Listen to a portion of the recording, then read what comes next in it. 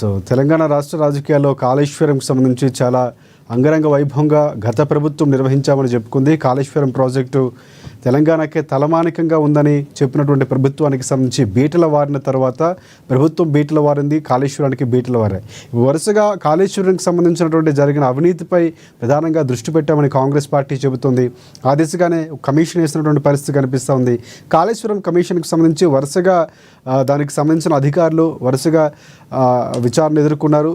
ఇప్పుడు రీసెంట్గా చూసుకుంటే గతంలో కూడా కేసీఆర్పై రాబోతుందా, కేటీఆర్ వెళ్ళబోతున్నారు. ఎందుకంటే ఇరిగేషన్ శాఖగా ఉన్నటువంటి కర్తాకర్మ క్రియ తానే అని చెప్పినటువంటి పరిస్థితి, తర్వాత ఇంజనీర్లపై బాధ్యత ఉంటుందని చెప్పినటువంటి పరిస్థితి, ఇవన్నీ కూడా ఆయన వరకు నోటీసులు ఇస్తారో ఎవరైనా ఒక సందిగ్ధం ఉండేది. కానీ చివరకు కేసీఆర్ సైతం నోటీసులు తీసుకున్నటువంటి పరిస్థితి కనిపిస్తుంది. హరీష్ రావు అలాగే అప్పట్లో ప్రభుత్వంలో ఉన్నటువంటి ఈటల రాజేందర్ కూడా నోటీసులు తీసుకున్నారు. ఆయన ఖచ్చితంగా చట్టాన్ని గౌరవిస్తాం, అలాగే విచారణకు హాజరవుతాం అని చెప్పినటువంటి పరిస్థితి కనిపిస్తుంది. సో మొత్తానికి నోటీసుల వెనక రాజకీయ వ్యూహం ఉందని ఇప్పటికే ఆరోపిస్తుంది. ఇచ్చినటువంటి హామీలు నెరవేర్చకుండా పక్కదారి పట్టించే ప్రయత్నం చేస్తుందని కేటీఆర్ బీఆర్ఎస్ పార్టీ ఆరోపిస్తుంది. సో ఈ అంశం మీద ఈరోజు డిబేట్ పాయింట్ మనం కంటిన్యూ చేద్దాం. మనతో పాటు ప్రముఖ రాజకీయ విశ్లేషకులు పాపిరెడ్డి గారు మనకు అందుబాటులో ఉన్నారు. వారికి ప్రత్యేకంగా నమస్కారం. అలాగే బీఆర్ఎస్ పార్టీ నాయకులు రామ్మోహన్ రావు గారు ఉన్నారు. రామ్మోహన్ గారు, ఆయనకు కూడా ప్రత్యేక నమస్కారం. ముందుగా రామ్మోహన్ గారితో స్టార్ట్ చేద్దాం. రామ్మోహన్ గారు నమస్తే అండి. నమస్తే అండి. ఎస్ రామ్మోహన్ గారు, అంటే చాలా కీలకం, అంటే ఒక మానస పుత్రిక లాగా చెప్పుకున్నారు కేసీఆర్. గతంలో కాళేశ్వరం అంటే ఒక భగవంతుడు పేరు పెట్టడం, ఆ పేరులో దాన్ని తీర్చిదిద్దడంలో కర్మ క్రియ అన్నీ తానే నడిపించినటువంటి కేసీఆర్ ఇప్పుడు దానికి బీట్ల వారిన తర్వాత పూర్తి స్థాయిలో ఆరోపణలు ఎదుర్కొంటున్నారు. బీఆర్ఎస్ పార్టీలో ఉన్నటువంటి వరుస అందరూ కూడా అధికారులు వెళ్తున్నారు.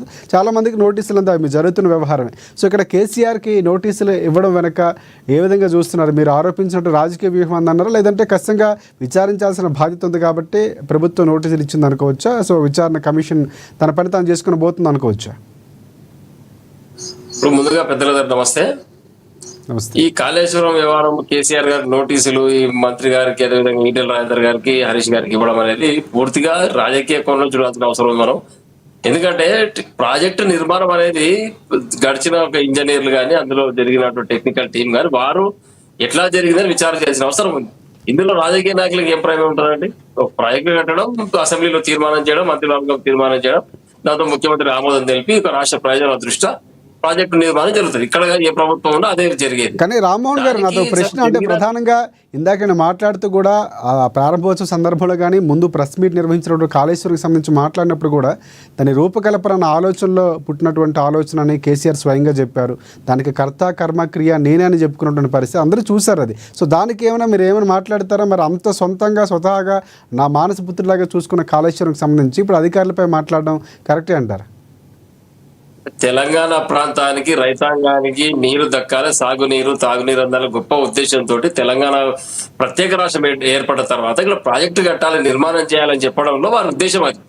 అంతేగాని నా మనసపుత్రిక కేసీఆర్ గారు కాంట్రాక్ట్ తీసుకొని కేసీఆర్ గారు నిర్మాణం చేసి కేసీఆర్ గారు ఇంజనీర్ విభాగానికి అధిపతిగా ఉండి చేసిన పని కాదు కదా అది. ఒక ముఖ్యమంత్రిగా, తెలంగాణ ఉద్యమకారులుగా రాష్ట్రాన్ని సాధించిన తర్వాత ఇక్కడ ఉన్నటువంటి బడుగు బలహీన వర్గాల యొక్క భూములకు సాగునీరు అందాల ఉద్దేశంతో, ఆ గొప్ప లక్ష్యంతో పెద్ద ప్రాజెక్టు చేపట్టిరు. దాన్ని దృష్టిలో పెట్టుకుని వారు ఆ మాట మాట్లాడడం జరిగింది. మానవపుత్రిగా నేను కళలో అనుకున్నాను కాబట్టి ఇటువంటి ప్రాజెక్టు చేయాలనే ఉద్దేశంతో నేను చేసినాను. ఇది నా కళ సాకారం అయింది. తెలంగాణ ప్రజలకు అద్భుతంగా నిర్మాణం చేసి ప్రాజెక్టు అందించిన.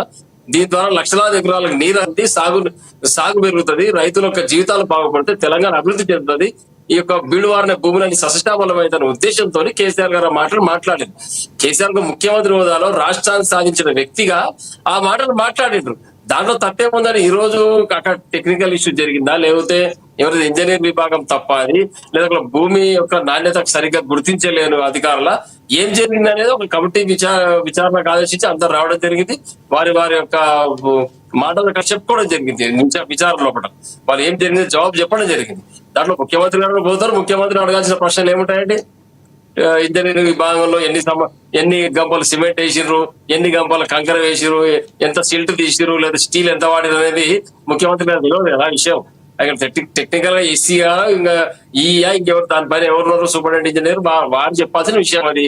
ఆ కాంట్రాక్టర్, గుత్తేదారు, సబ్ కాంట్రాక్టర్ ఇంకెవరు ఉన్నారో వాళ్ళు చెప్పాల్సిన అవసరం ఉంది. ఆ యొక్క మట్టి యొక్క నాణ్యతను పరీక్షించిన వాళ్ళు ఎవరు, వాళ్ళు చెప్పాల్సిన అవసరం ఇదంతా.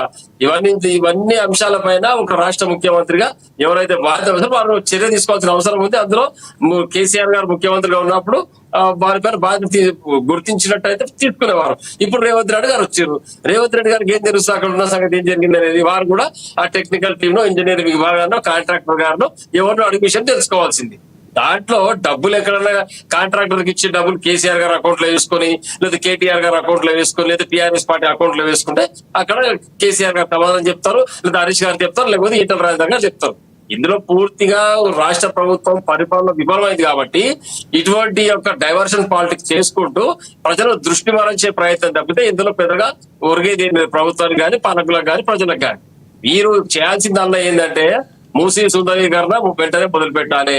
హైడ్రా పనులు త్వరితగతిన పూర్తి చేసి రాష్ట్రాన్ని ఇంకా చెరువుల నుంచి కాపాడి దాన్ని ముందుకు తీసుకుపోవాలి. తెలంగాణ రామ్మోహన్ గారు ఇంకొక అంశం ప్రధానంగా చాలా కీలకంగా 5,000 రూపాయలు పెంచి వినండి అదే చెప్తున్నా, రైతులకు 5,000 రూపాయలు ఎకరకు పెంచిస్తున్నారు, అది ఇవ్వాలి. అవన్నీ దృష్టి మరల్చడానికి మాత్రమే డైవర్షన్ పాలిటిక్స్ పేరు మీద ఈ యొక్క సంచలనమైన వార్త పేపర్ లీకేజ్ చేపించి ఇగో కేసీఆర్ గారికి నోటీసులు విచారణ రావాల్సింది, ఆయన అక్కడ పోవాలి, ఈయన ఇక్కడ పోవాలి, ఏదో అవాకులు చౌకులు పేరుతా ఉన్నారు.